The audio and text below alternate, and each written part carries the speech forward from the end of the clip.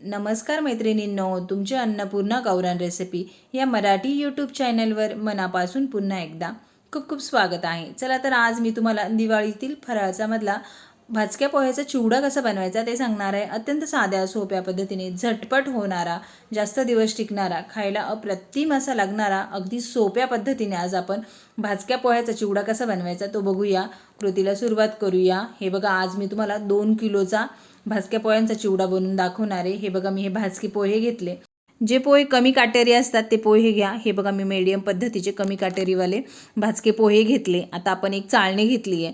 चाळणीमध्ये आता आपण सर्व पोहे थोडे थोडे टाकून घेऊया आणि व्यवस्थित चाळून घेऊया. त्याच्यामध्ये जी बी घाण असेल, कचरा असेल, तो सर्व कचरा निघून जाईल आणि आपले पोहे पण व्यवस्थित साफ होतील. या पद्धतीने गव्हाच्या चाळणीने सर्व पोहे चाळून घेऊया. चाळून झाल्यानंतर आता आपण एक कढई घेतली आहे. त्याच्यामध्ये आता आपण थोडे थोडे करून सर्व पोहे व्यवस्थित भाजून घ्यायचे. गॅस हा मीडियमच ठेवा. मीडियम गॅसवरच हे पोहे आपल्याला व्यवस्थित भाजून घ्यायचे.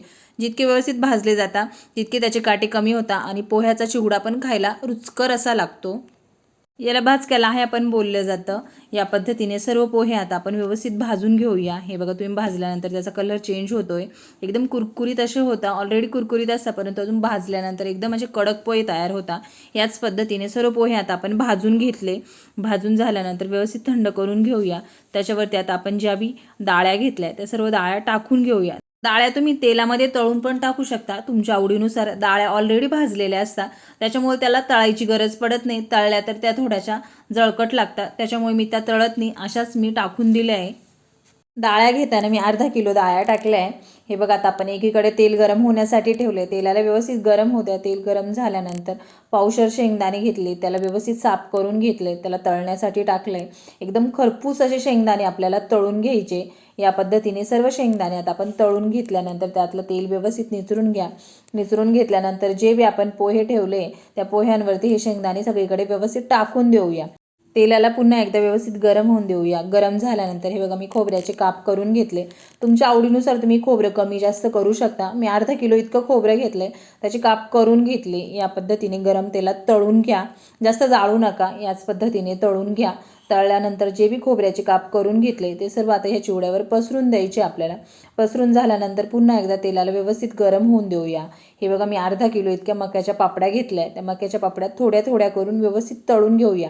तळताना गॅस हा मीडियम ठेवा, जास्त फुल गॅस ठेवू नका. तळल्यानंतर हे बघा, या पद्धतीने फुलता सर्व पापड्या आता आपण याच पद्धतीने तळून घेऊया. तळून झाल्यानंतर आपल्या पापड्या भाजक्या पोह्यांवरती टाकून द्यायच्या आहे.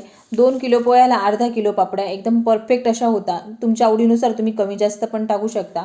मी अर्धा किलो पापड्या तळून टाकल्या आहे.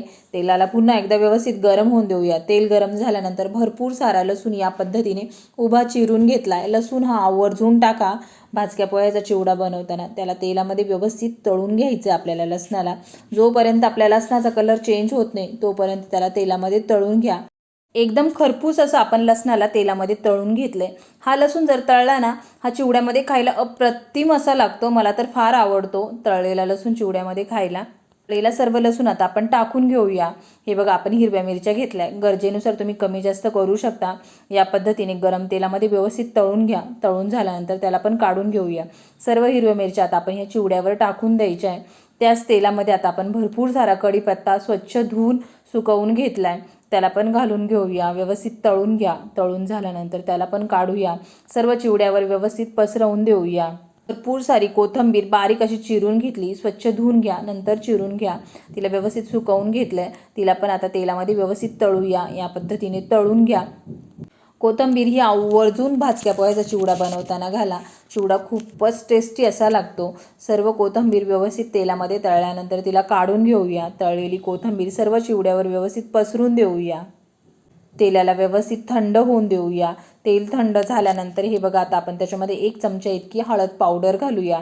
तिला तेलामध्ये व्यवस्थित मिक्स करून घेऊया. तेल थोडं थंड झाल्यानंतरच आपल्याला हळद पावडर घालायची. एकदम गरम तेलामध्ये हळद पावडर घालू नका. चिवडा जसा जसा मुरतो तसा आपल्या चिवड्याचा कलर काळपट पडत चालतो गरम तेलात जर हळद घातली तर. आता आपली हळद व्यवस्थित मिक्स झाली आहे. आपण 2 किलो पोह्याला रामदेव बंधूच्या 2 पुड्या घेतल्या आहे 100-100 ग्रॅमच्या. त्याला तेलामध्ये घालून घेऊया. व्यवस्थित मिक्स करून घेऊया.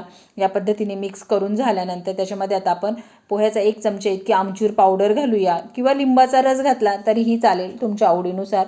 त्याला व्यवस्थित मिक्स करून घेऊया. मसाला हा नेहमी कोमट तेलामध्येच टाकायचा आणि व्यवस्थित मिक्स करून घ्यायचा. गरम तेलात टाकला तर तो करपट लागू शकतो चिवडा, मसाला आपला जळू शकतो. या पद्धतीने सर्व मसाला मिक्स करून झाल्यानंतर जो बी मसाला आपण तयार केला आहे तो सर्व चिवड्यावरती टाकून घेऊया. त्याच्यामध्ये आता आपण चवीनुसार मीठ टाकूया. मीठ टाकून झाल्यानंतर आपण पिठी साखर टाकूया. पिठी साखर ही आवर्जून घाला चिवडा बनवताना. या पद्धतीने जितपत आपल्या अंदाजानुसार पाहिजे तितकी घालून घ्या. मी 1 वाटी इतकी पिठी साखर घातली आहे. दोन्ही हाताने सर्व चिवडा आता आपल्याला व्यवस्थित मिक्स करून घ्यायचा आहे. हे बघा, आपण जसा जसा चिवडा मिक्स करतोय तसं तसं आपल्या चिवड्याचा कलर पण चेंज होतोय, म्हणजे आपला चिवडा व्यवस्थित तयार होऊ राहिला. या पद्धतीने एकदम व्यवस्थित मिक्स करून घ्या. तुम्हाला या चिवड्यामध्ये जर ड्रायफ्रूट्स घालायचे असतील तर ड्रायफ्रूट्स घातले तरीही चालेल, तुमच्या आवडीनुसार.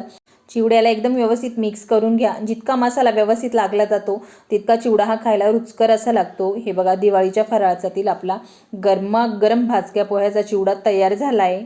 आज हा चिवडा मी 2 किलोच्या प्रमाणामध्ये दाखवला आहे. एकदम योग्य प्रमाणामध्ये आपला चिवडा तयार होतो. नक्की या पद्धतीने करून बघा. आवडल्यास लाईक, शेअर, सबस्क्राईब नक्की करा व या पद्धतीने चिवडा तर नक्की बनवून बघा.